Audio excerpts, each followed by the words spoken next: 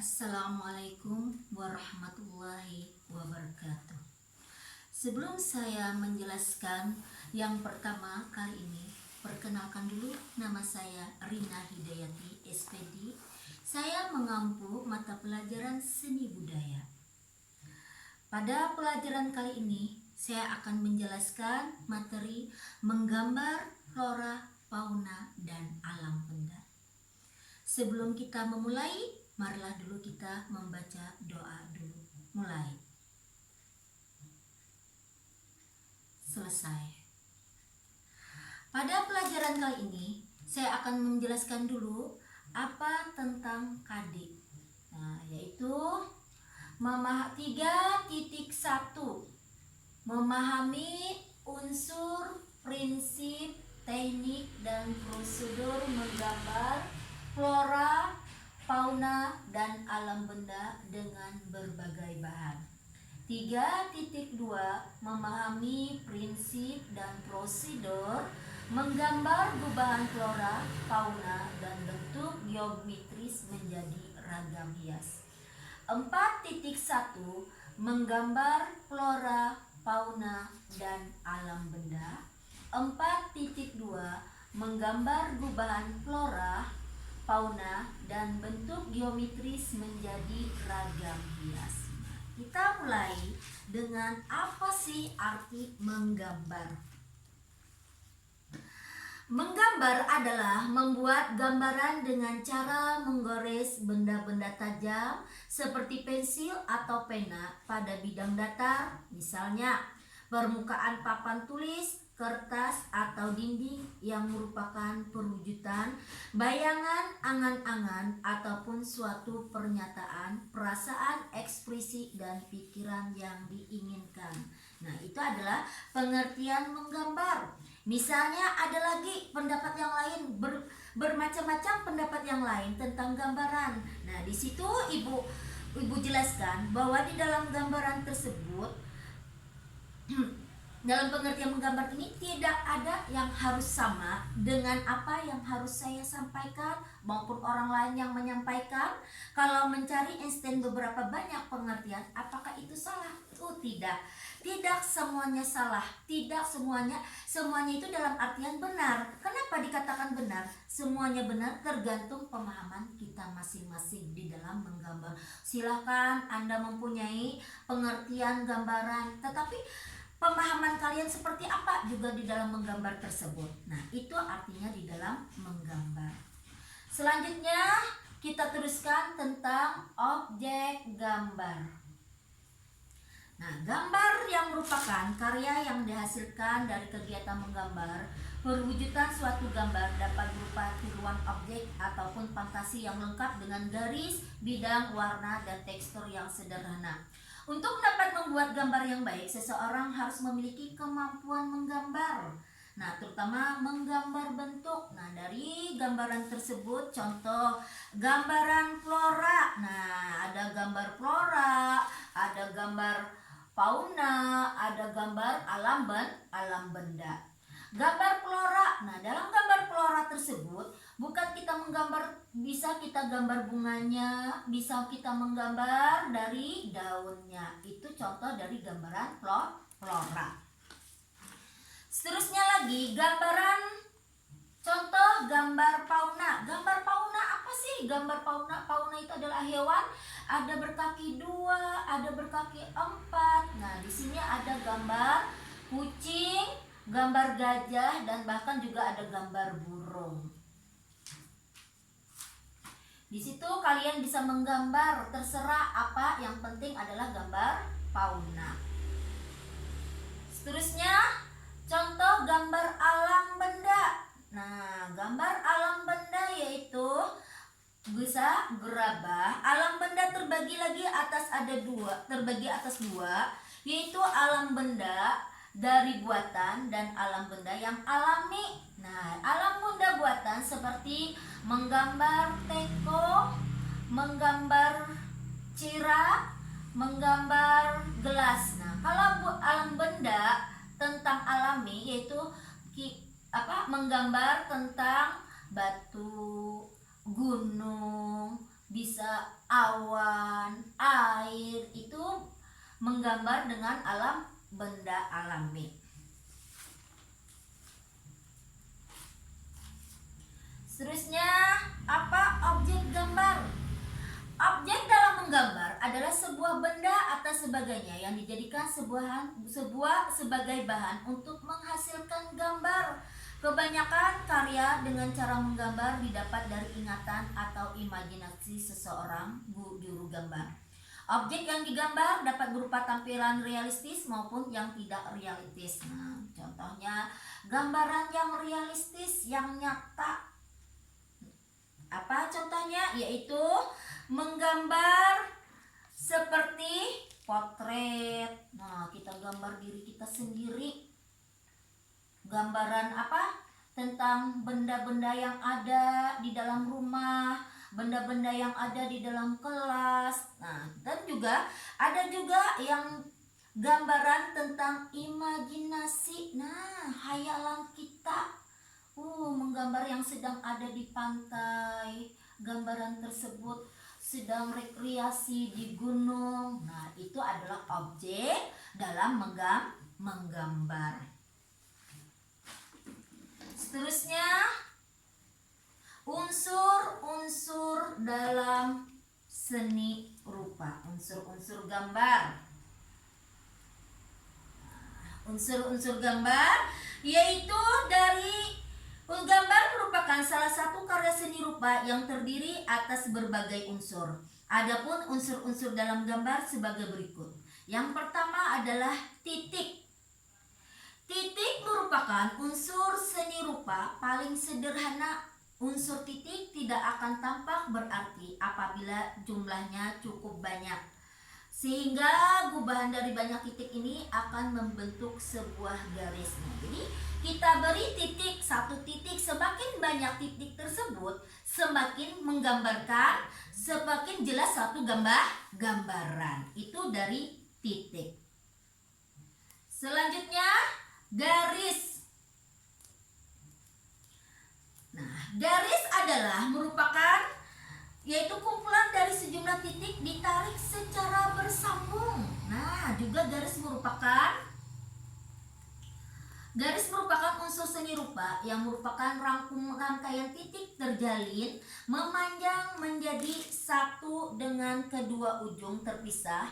Garis bisa dalam bentuk panjang, pendek, tebal, halus, lurus, lengkung, patah-patah, berombak, horizontal, vertikal, dan diagonal. Lihat, di situ ada contoh macam-macam garis. Ada garis mendatar, ada garis tegak, ada garis miring, ada garis lengkung, garis bersilang, garis sejajar, garis sisa, garis spiral. Ini adalah namanya garis spiral.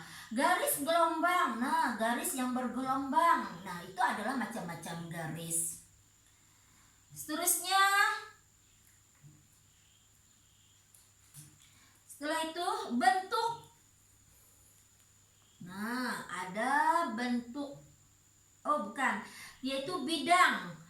Bidang yaitu area yang disusun dari titik-titik dan dihubungkan dengan garis sehingga memiliki luas. Bidang dapat terkesan datar, dapat pula terkesan 3 dimensi. Nah, dari segi bidang. Nah, lihat. Ini adalah contoh dari bidang. Maksudnya yaitu merupakan unsur seni rupa yang terbentuk karena pertemuan dari beberapa garis. Nah, seni rupa karena ada beberapa pertemuan dari garis A dan B, C, D. Ini adalah yang dinamakan dengan bidang di tengahnya. Seterusnya, bentuk. Nah, dari segi bentuk, bentuk adalah unsur seni rupa yang terbentuk karena ruang atau kolom. Nah, di situ lihat macam-macam bentuk, yakni ada bentuk lingkaran, ada bentuk persegi panjang, ada bentuk segitiga, bujur sangkar. Nah, ini yang dinamakan dengan bentuk. Ada bentuk kubistis, silindris, bola, limas, prisma, kerucut, dan sebagainya. Nah, dari segi bentuk.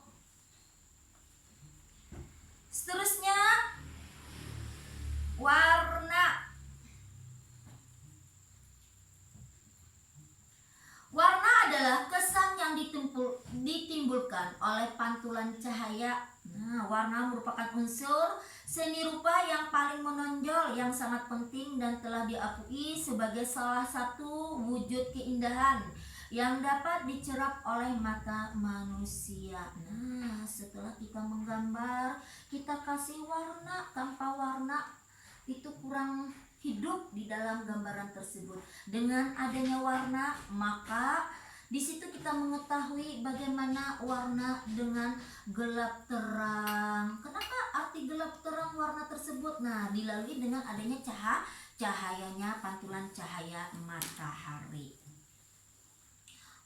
Nah, seterusnya lagi tekstur. Tekstur yaitu nilai raba dari suatu permukaan bidang. Nah, merupakan nilai permukaan suatu benda sehingga dapat memberikan kesan tertentu apabila dirasakan dengan indera peraba. Nah, kita ambil tangan kita raba benda tersebut. Apakah benda itu kasar? Apakah licin? Nah, misalnya kita ambil suatu benda yaitu dengan pasir sama tepung, mana lebih kasar pasir, apakah kasar tepung? Nah, itu bisa dilalui dengan peraba tekstur. Oh, teksturnya ini adalah kasar, oh ini adalah lembut. Nah, berarti lebih kasar pasir daripada tepung. Itu yang dinamakan dalam unsur-unsur dalam menggambar. Terus selanjutnya prinsip dan komposisi dalam menggambar. Prinsip dalam menggambar. Ketika seorang menggambar, baik memilih objek flora, fauna, atau benda-benda, terdapat beberapa prinsip yang harus diperhatikan. Berikut prinsip yang harus diperhatikan dalam kegiatan menggambar. Nah, jadi kita dalam kegiatan menggambar tersebut mempunyai beberapa prinsip. Yang pertama, model, atau objek yang dijadikan acuan. Dalam uraian ini, objek yang akan dijadikan karya gambar adalah berupa flora, fauna. Nah, berupa flora, fauna, terus lagi dan alam benda. Nah, jadi objek yang kita ajukan yaitu apa sih gambar model? Oh, aku ingin menggambar suatu model tentang flora. Oh, modelnya adalah flora. Aku ingin menggambar tentang fauna. Nah, itu adalah model fauna, yaitu berupa hewan, alam benda dan lainnya. Nah, terus yang kedua adalah proporsi. Nah, yaitu penggambaran objek berdasarkan kesan pandangan. Proporsi yaitu kesebandingan, keseimbangan atau kesesuaian bentuk dan ukuran suatu benda antara bagian satu dengan bagian yang lain. Nah, keseimbangan bagian per bagian dari keseluruhan. Misal, di dalam menggambar, pian hendak menggambar gelas. Nah, misalnya menggambar gelas, benda. Nah, misal di dalam gambaran tersebut ini adalah gambaran proporsi. Kenapa dikatakan? Karena seimbang gambaran tersebut. Nah, seandainya pian menggambar lebih besar gelas daripada puci, itu dinamakan dengan tidak proporsi. Sedangkan proporsi adalah keseimbangkan, kesesuaian apa yang kita gambar. Seterusnya, perspektif. Gambaran perspektif. Bagaimana menggambar secara perspektif? Nah, perspektif yaitu penggambaran objek berdasarkan kesan pandangan mata. Perspektif yang baik akan dapat menimbulkan kesan ruang 3 dimensi dalam bentuk gambar. Jadi teknik gambar perspektif terbuat dari keterbatasan jarak pandang mata manusia dalam melihat objek. Nah, semakin mata kita melihat, maka sebuah benda akan jauh, maka akan semakin kecil penampakan terlihat dan bahkan hilang. Tidak nampak dari pandangan jarak tertentu. Nah, semakin dekat jarak mata kita terhadap suatu benda, maka akan semakin terlihat besar. Maksudnya, di dalam menggambar tersebut, apabila kita menggambar dekat, maka gambaran tersebut lebih besar yang kita gambar. Apabila menggambar kita jarak jauh pemandangan, misalnya gambaran alam di sini, berarti kita agak jauh, berarti gambaran itu secara lebih kecil digambar. Nah, ini adalah gambaran secara perspektif. Seterusnya dari segi gelap terang. Nah, menggambar gelap terang, kita lihat gambaran gelap terang. Lihat gambaran pemandangan alam tersebut. Apa sih gelap terang? Prinsip ini diperlukan agar bisa menimbulkan efek terang di satu sisi dan bayangan gelap di sisi lain. Lihat gambaran pemandangan alam. Di sini adalah gelap, di sini agak terang. Kalau yang di sini adalah warna yang terlindung dari cahaya. Kalau di sini adalah pantulan matahari. Itu adalah gambaran gelap terang. Terus yang kelima adalah komposisi. Nah, yaitu tata susunan yang menyangkut keseimbangan, kesatuan, irama, dan keselarasan dalam karya seni rupa. Nah, dari komposisi tersebut terbagi atas dua, ada simetris dan ada asimetris. Nah, komposisi apa sih arti simetris dan apa arti asimetris? Komposisi simetris menunjukkan bahwa objek di bagian kanan bidang gambar sama atau mirip dengan objek di bagian kiri gambar. Nah, jadi bagian kanan dan kiri itu sama, tidak ada perbedaan. Ini yang dinamakan dengan gambaran simetris. Sedangkan gambaran asimetris yaitu bahwa objek di bagian kanan bidang gambar tidak sama dengan di bagian kiri. Nah, adakah yang sama? Lihat gambaran tersebut. Apakah ada perbedaan? Nah, pasti ada perbedaan antara kanan dan kiri. Nah, itu dikatakan bahwa itu adalah asimetris. Benda yang berwarna gelap memiliki kesan lebih berat daripada benda yang berwarna terang. Jadi, gambaran tersebut berbeda antara kiri dan kanan. Maka itu dinamakan dengan asimetris. Seterusnya, komposisi gambar terdiri atas beberapa unsur. Lihat di halaman 10 situ. Bukunya halaman 10, unsur-unsur dalam komposisi gambar tersebut harus dipahami dapat menghasilkan gambar yang baik. Yang pertama adalah keselarasan. Keselarasan adalah suatu penggambaran objek yang memberikan kesan kesesuaian antara bagian yang satu dengan bagian yang lain dalam suatu benda, atau benda yang satu dengan benda yang lain dipadukan. Lihat antara kesan yang kiri dan yang kanan. Yang kiri itu menunjukkan kesan adanya keselarasan, sedangkan yang kanan menggambarkan tidak ada keselarasan. Terus yang kedua, keseimbangan. Keseimbangan adalah penggambaran objek benda yang memberikan adanya kesan keseimbangan di antara bagian-bagiannya. Artinya tidak terkesan berat di salah satu sisi dari ringan dan sisi lain. Nah, selanjutnya pian lihat gambar di buku halaman 10. Di situ di kiri menunjukkan kesan keseimbangan. Ada mangkok, ada piring, ada gelas, di sampingnya, di tengahnya. Terus lagi ada pipiringan, piring kecil. Nah, di samping sebelah kaki kanan itu tidak ada. Nah, ada mangkok, terus ada piring, ada gelas. Nah, tidak tersusun rapi. Nah, itu nama itu gambar yang tidak mempunyai keseimbangan. Jadi yang betul adalah sebelah kanan, sebelah kiri itu menunjukkan kesan keseimbangan. Yang C, kesatuan.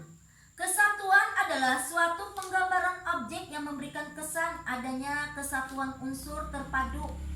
Kesatuan artinya keterpaduan dari bagian-bagian gambar tidak terkesan terbelah atau terpisah. Lihat gambar lagi. Gambar yang sebelah kiri menunjukkan kesan kesatuan, sedangkan gambar sebelah kanan tidak menggambarkan kesatuan. Nah, gambar sebelah kiri itu kenapa jadi dikatakan kesatuan?